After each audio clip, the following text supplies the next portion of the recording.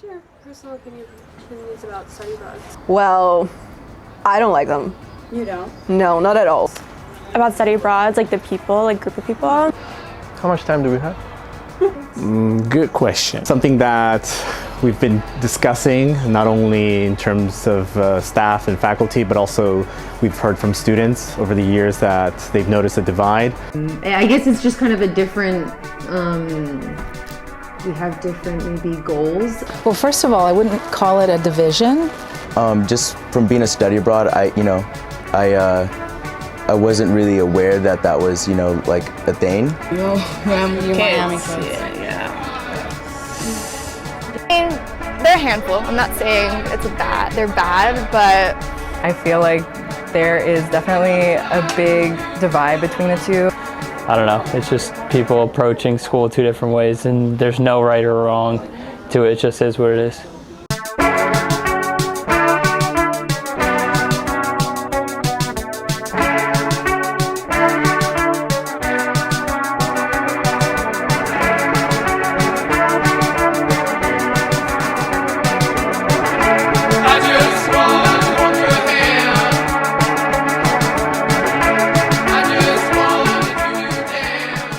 So here we are in the AUR garden. This is where students come to take a break from classes, study for future exams out here in the Roman sun. Here we have building A. This is our administrative building. We have a student lounge, computer labs, finance offices, everything that a student needs to get by on a day-to-day life in Rome. And then here is building B, where the majority of our classrooms are, those that aren't on site. That is because here at AUR we offer a number of classes that are on site in Rome at all of the various archaeological sites that we have to offer.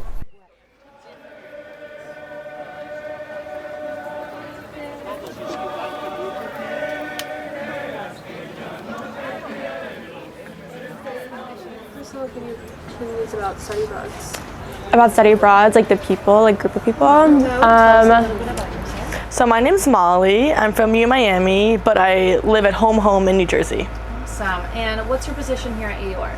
Here I am a study abroad student, just for the semester. Nice. And how long do you have left? About 3 weeks, I would say, I think. And what are your favorite parts about campus and student life in general? Well, I love that there's like completely different food right across the street, a lot better than at home, and I love the view. It's really nice, like the terrace area, it's so different. And are you aware of the division between study abroad students and resident students?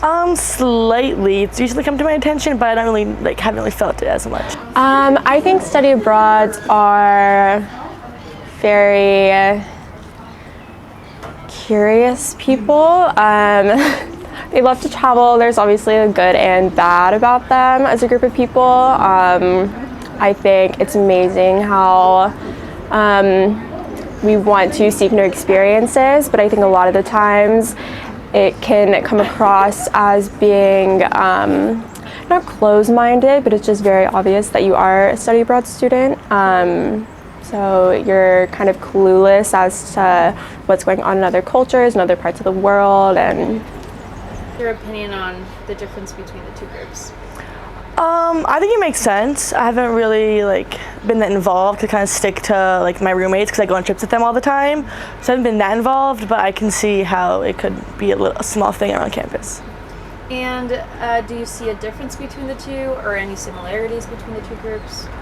I don't know. I guess I would see the resident students hang out more around campus than groups than the study abroads, or the study abroads who come from the same schools hanging out together, but definitely in separate circles, I would say. I enjoy my time as a study abroad. It kind of is what it is.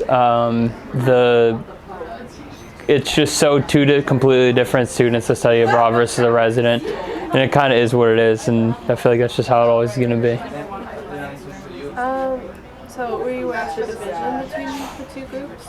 Not particularly here, but I've heard at other schools how that happens. And again, it's just, I don't know, it's just people approaching school two different ways, and there's no right or wrong to it. It just is what it is. Well, I think the difference is quite obvious, really. I mean, the study abroad community is just so, so great that it obviously rubs the wrong way to the resident students. They get really jealous of us and just you know, how great we're experiencing and loving life. You know, we're here for 6 months. We're just seeing all these new things, and they just see the joy in our eyes, and it makes them jealous, to be quite honest. And do you think resident students should even engage with city abroads, or vice versa? No, I don't think they should engage. I think the resident students are, you know, they're very, you know, they have a very dull sense of like everything they see around them. So like, I think it would rub the study abroad students the wrong way. I think it would really hurt their dreams. It would bring us down. So yeah, no, I don't think that's a good idea. And do you think that AUR's student life would be able to survive without study abroad students like you? Oh, I'm not sure. Honestly, I don't know, because I don't know how many resident students there are, so I guess that would be a factor. But I think it would definitely be a different dynamic around campus without them. But I don't know if it would be better or worse. No, I don't think so. I think that, you know, it's like Batman being, you know, like being the study abroad students are Batman versus the Joker being the resident students. So you can't live without the other, you know, the bad guy's always gonna come, the resident students, you know, so like, yeah, you can't have Batman without Joker. It's just natural. My name is Bruno Bielecki. It's a Polish name. I'm from a little Polish town near the mountains. And I'm currently a student in AUR, a film student, signed as full-time, not study abroad. So you're a resident? Of course. So, the strong question, how do you feel about study abroad students? Amo, cioè ti giuro su Dio che se io entro un'altra volta li vedo, cambio università, non ce la non ce la faccio più. Non ce la faccio. Stanno ovunque, sono tipo degli scarafaggi, cazzo. No, è ridicolo. Ridicolo. Ridicolo. No. No. No. No. Why No so? comment, I think. Why so? Do we even need to say why? I like that it's a very small community. So we all can communicate and we all know the professors, and it's not like a huge lecture when there's 100 students, but we all sit together in small classrooms and we get to know each other well. But there are also study abroads who just come here for like half a year and don't make any connection with no one, so that I don't like. Yeah, so I could see you have your own personal opinion about them. So what is a clear definition of your opinion on study abroad students?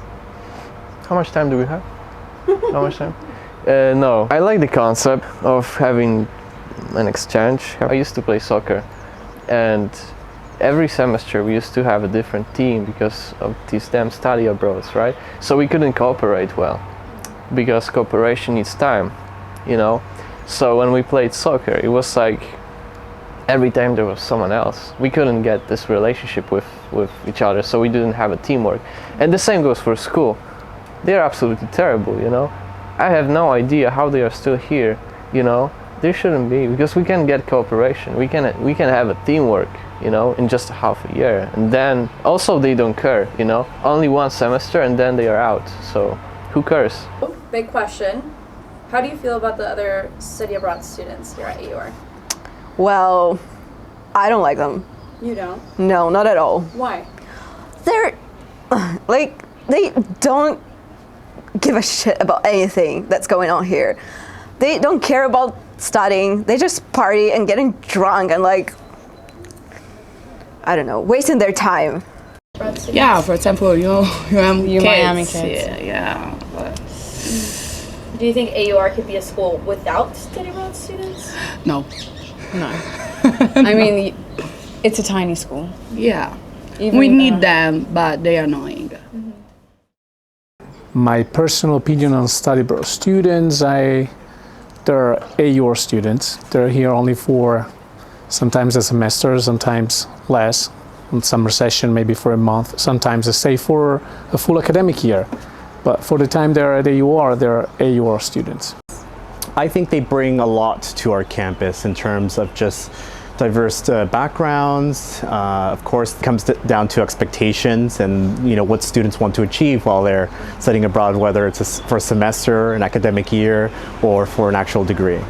Were you aware of the division between study abroad students and resident students? Yeah, I mean, it's something that has always been there. Yeah. Yeah. And what's your personal opinion about it? Well, first of all, I wouldn't call it a division. And I think that it's a little bit overblown that, you're two different types of students, but it's wrong to paint you all with the same brush. Well, I have had some classes with study abroads, and just in general, this is me generalizing, but I feel like there is definitely a big divide between the two. It's just kind of a different, we have different maybe goals. Maybe we're a little bit more serious, whereas the study abroad kids are here to have fun and have a great experience. So maybe we're a bit more serious. They're a handful. I'm not saying they're bad, but they're a handful. In general, they're nice. I'm not saying they're horrible, that they're rude or anything. But I feel like there's a connection there, but sometimes it's a little bit harder for us to understand study abroad. That's from multiple perspectives. Students to students and professors to students. I am really glad we have study abroad students. And I also remember many conversations that I had with resident students about study abroad students. I fondly remember a conversation that I had with a student. We were in Milan, actually, we weren't in Rome. And I asked her, what do you think about study abroad students? And she told me that basically the first year, the second year, she was getting very fond of them, but then she was getting very sad at the end of the semester when they had to leave. Maybe they're not here for long enough to interact with so much or to make a relationship with. I think that's what it is. It's not like, I'm against being friends with study abroads, but we don't have that much interaction. Yeah, the only interaction would be in local places near school when people are grabbing lunch, and you can tell when people are trying to learn Italian and then others who are speaking Spanish to the workers. As a resident student, do you think AUR could really survive without any study abroads? I would think that it would change the character of AUR. AUR is already quite boring. It would become even more boring. I don't know, it definitely does add to the environment as well, not just the actual student body. I think having people from, generally it is the US, but still I think people from all over definitely adds to the diversity, which is cool. So I don't know, it would definitely be a different school. The study abroads, they add a lot to just in terms of everything, they're a lot. They always sit on the opposite side of the class to the res grads, that's for sure. And so sometimes it's like walking a line, between them and the others, right? They're pretty good. In general, I don't have a broom to make sweeping statements with, really. So I don't want to put everyone under the same kind of spotlight, but there are good study abroads and there are bad study abroad. I don't really talk to study abroads that much, and they don't really talk to resident students that much. So it's definitely, there's definitely a divide, and it's kind of unfortunate because I think that everyone who comes to AUR generally wants the same experience, but I don't know, it doesn't always happen that way because, I don't know, people just feel like they can't really connect, and I don't know why, but yeah. Also, I think that study abroad students come with groups of people from their respective schools, so if they know each other already, then they would tend to hang out with each other and go do things together and maybe not mingle as much with resident students. And of course there are some that do, but a lot of the times I do notice that, especially in some of my classes, there's just people from either the same school or even the same major, which makes it even harder to get into that group. So yeah. It's quite tough to be a study abroad here sometimes, actually, trying to fit in, trying to get into the cliques, because, you know, universities are pretty cliquey sort of places, and so I think, I don't know, I think, I hope it's not too difficult for them. That's all I can say, frankly. It's not all I can say a lot more, but that's all I'm going to say on that. Were you aware of any stereotypes about study abroad students? Of course, yeah. I mean, I knew what I was getting myself into. I just think also the biggest thing that I have realized is, coming here at least, is the atmosphere at a college like Miami and atmosphere at a college like here is so different. Whereas like if I'm at Miami and I'm going to go eat lunch, I'm gonna pass about 300 people and I'll know about 100 of them on a good day. And here, since it's much smaller, people know everybody. So I feel like all the study abroad students, the stereotype, there's really no way to avoid it. Yeah, you're in classrooms together, you're in housing together, you're on campus together. You have a really good opportunity to explore our diversity, because we AUR students, we are so diverse already. But I don't think that the diversity that the study abroad students bring is quite as appreciated as it could be. I would say they bring diversity in a good way, and they also bring diversity in terms of the grades, which I give at the end of the semester. Thanks to study abroad, I can range more easily between F's and C's. The study abroad only has 4 months. So, and they do Europe on roller skates, as you would say, escaping every weekend, or cutting down their schedule so they go to classes only 2 or 3 days a week and travel as much as they can on these, you know, really cheap flights. Cappuccino with ice. Freddo? No. Con ghiaccio? No. Ok. Con un po' di ghiaccio, iced. Sì. Ok. Grazie. Prego. You know that the university is looking at ways to make sure that we offer opportunities, may it be during orientation week, throughout the semester, where students, both resident students and study abroad students, can come together and you know, just get to know each other. Yes.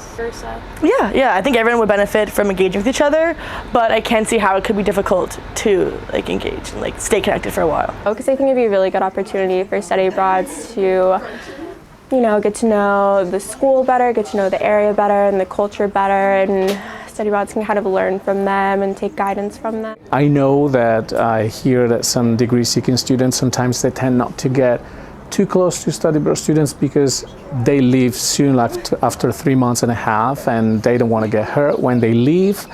But I still believe that it is important. You know, sometimes you never know, relationship can last forever. You know, even if you meet a person or for 3 months, and then it can be your best friend for the rest of your life. So why not taking this opportunity? And do you believe that there will ever be a sincere harmony between the two groups?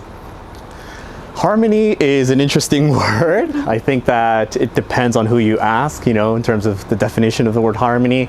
I think that, you know, we should stick to the mission of the university, right? Giving all students, regardless of their background, wherever they may come from, whatever their expectations may be, you know, while studying at AUR, the opportunity to study, live, and work across cultures. Is there not harmony?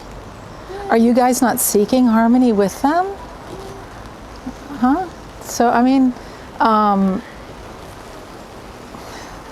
will there ever be harmony? If you want it, sure, you can get it.